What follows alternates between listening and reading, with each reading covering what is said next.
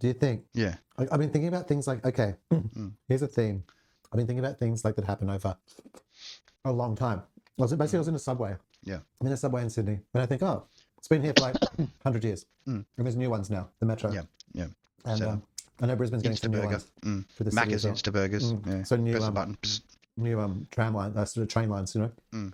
And I thought, okay, so what happens if the train line exists for like 200 more years or 1,000 years? And then I was like, what happens? Well, it depends on the levels. Like if things are melting, like they say, and you know, like you say, 400 climate change. You know, then things will have to move up, or at least be sealed away from water intrusion. Yeah. Yeah. Well, that's it. To be underwater and still safe. Yeah. It's the beginning of learning how to be a spaceborne species by learning having to have to existing in a confined space, like a pressurized confined space. Underground. Would pretty much simulate being in space, wouldn't it? As they have done, you know, with a lot of the pre-Martian colony setup scenarios going on in different places, you know. Yeah, look, I was monitoring. Yeah, I think it's a really like learning to live in space. We really need to learn to live first just underground. Yeah, because that'll be the feeling confinement, hermetically sealed. Yeah. And sort of because it's going to be a pressurized environment until we've got opportunity to have a place which has got pressure, you know, and the elements that are required for the, you know, breathing, eating, creating foodstuffs for ourselves, you know. Like, I know, like the futurists and like Isaac Arthur that like to talk about this in a massive. You can just like build, because it is a giant logistics episode, you know, thing. Really, sorry. You can just build big ring worlds and repurpose the material in a solar system to sort of just make giant flat planes. Sheets of hydrogen. But like, I don't know. It's just. Well, I don't think what we realize in doing that is just what we're trying to do. And it's just, like to try and build Earth so that then we can dig it up and put in pipes. Like, it just doesn't make sense. None of that makes sense to me. I think any kind of future construction. The whole thing for me really was, you know, how much do you need, like, of the dirt? Like, I think that's if you've got plants that only grow to, or, you know, are created to spawn multi-fruit and only grow to 5 foot tall, you know what I mean? And only take up this much root space. And that's a calculation, really. And just fitting it in the little module.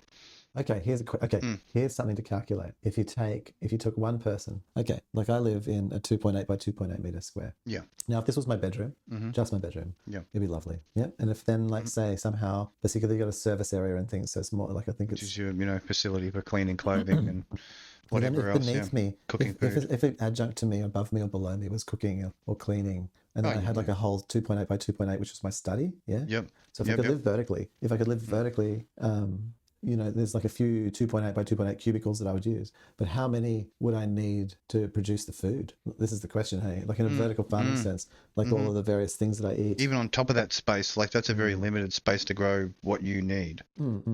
Like there'd be requirement outside of that side. Like how deep? If you're just living in that thing, then there'd have to be growing, like general growing space. There'd have to be space out there which was just devoted to fruit trees, or devoted to vegetables, or devoted to, you know, the animal thing that you need, the protein component, you know, protein part of what you will, you know, require. Yeah. The egg stacker machine where the, you know, the rooster atop, like we talked about, just fertilizes a whole stack down the side of the building of the chickens, you know, automatically.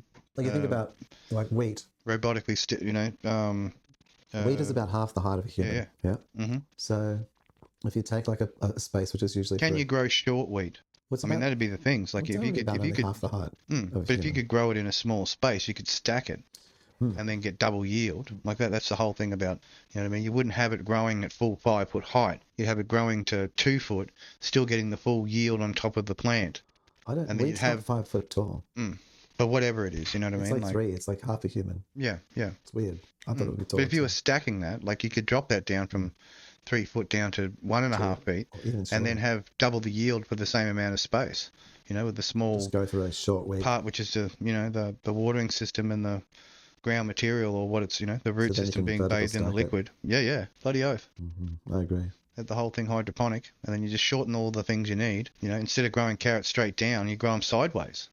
Whoa. So just in the thing growing sideways. You know, you position the plants so they're always sideways growing.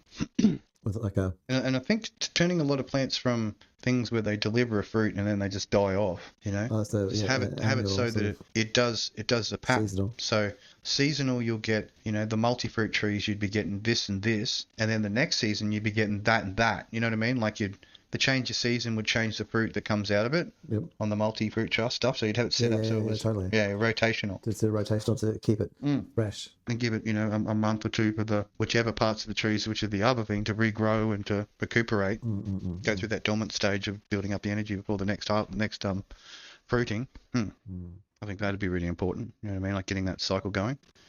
Or even if it just changes every month, you know, or every 3 months, it just goes into the different fruit.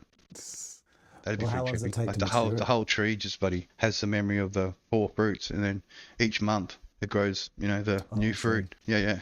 So this month it's, you know, lemons. Next month it's limes. Also, it grows the fresh sprouts. Fruit of the month. As soon as the old ones are done, being picked, automatically moves into the next mode, flower pollinate mode, ready for the whichever's in the order that's been set to. Yeah. Thinking about the future, the dreamings, handing out the special possibility side. I think that's most of it, you know. The lucid dreamings handed out for possible dissemination into reality. Well, I think it's just interesting. Like even if you took 8 billion of us and you assigned a 3 meter cube, a 3 meter block, so maybe it's like 2.8, maybe like 3.2, 3.6 meter block of space is sort of like, or whatever it is, a 5 meter square. And like 3 meters of it's sort of living space and 2 meters of it's services, which is quite reasonable. Then, like to work out, you should, like there would be more than 8 billion spaces on the Earth, right? And then you could have a vertical stack totally for you, as deep as you wanted. Like how deep could you go? 100 floors? Well, whatever your requirement would be, wouldn't it? Whatever your storage or available room requirement would be. And it also work with the density of what needs to be eaten, like the amount of how many people are in that space. Like if there's no one in their space, then that has a potential for people who don't have a space to be food produced and whatever. So it would be always working, the system. So there'd be more than what you needed would be produced. So even, it wouldn't be total waste, because then it'd fill up the stopgaps of the homeless and the poor. Build a building so that it continues to feed generations even if they don't live in it. It's devoted as just a complete growing centre. Oh yes, this tree was planted, 500 years ago, and it's been bonsaied, and it only produces X amount of fruit per year, but it produces this fruit, this fruit, this fruit, and this fruit over the entire course of the year. That'd be a valuable inclusion in a modern slash, hand-me-down home, wouldn't it? Fruit from a 500-year-old tree or a 200-year-old tree, that'd be quite a feature.